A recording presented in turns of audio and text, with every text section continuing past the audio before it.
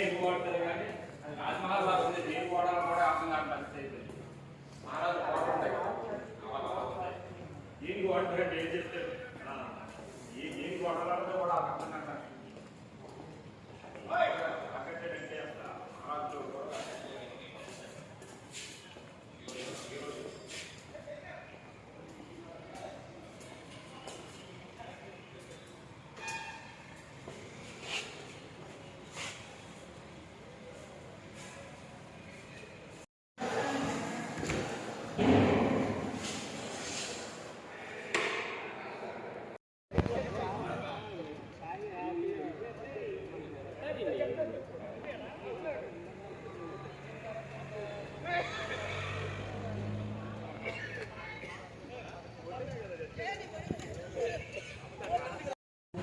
విశాఖపట్నంలో చూడటానికి నాకు ఒక బంగ్లా కట్టాలంటే ఎవరు కూడా మెసేజ్ చేయలేని విషయం.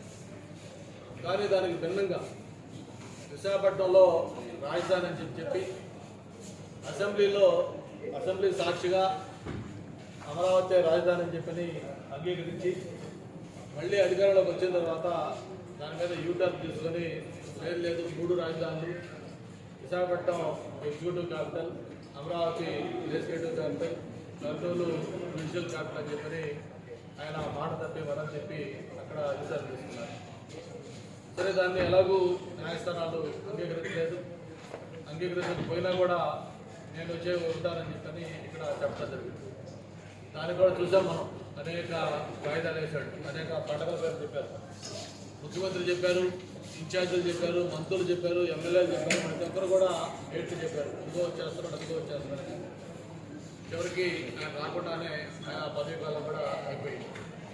అయితే దీనిలో ప్రధానంగా మనం ఎందుకంటే ముఖ్యంగా ఆయన విశాఖపట్నంలో వచ్చి ఉంటుందాం అని చెప్పని ఏదైతే ఇప్పుడు మనం కూర్చున్న ఈ ఋషికొండ, ఒకప్పుడు సప్త ఋషులు ఈ కొండపై నడయాడారని, ఇక్కడ తపస్సు చేసుకునేవాళ్ళని, దీనికి ఒక హిస్టారికల్ ఇంపార్టెన్స్ ఉన్న కొండ. ఎవరైనా విశాఖపట్నం నుంచి బీచ్ రోడ్ వెళ్తూ ఉంటే వెళ్ళే వాళ్ళందరికీ కూడా పచ్చటి కొండ అందరినీ కూడా ఎంతో ఆకర్షిస్తూ ఉండేది. అటువంటి ఒక పచ్చటి ఋషికొండని టూరిజం దీని కింద అక్కడ రిసార్ట్స్ కట్టి ఉంచితే బ్రహ్మాండమైన లాభాల్లో నడుస్తున్న ఆ టూరిజం రిసార్ట్ని కూడా మరి పూర్తిగా డిస్మాంటిల్ చేసి ఇక్కడ అత్యంత రహస్యంగా గోప్యంగా ఈ విలాసవంతమైన రాజమహల్ని నిర్మాణం చేయడం జరిగింది.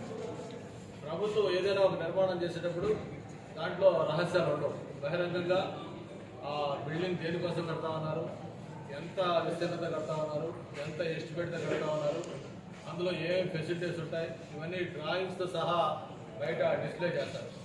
కానీ దానికి భిన్నంగా దీన్ని అత్యంత గోప్యంగా, నాకు తెలిసి బహుశా ఈ దేశంలో ఏ భవనం కూడా ఇంత వివాదాస్పదం కానీ ఇంత సెన్సేషన్ కానీ క్రియేట్ చేశాడు. ఎందుకంటే ఆది నుంచి కూడా ఈ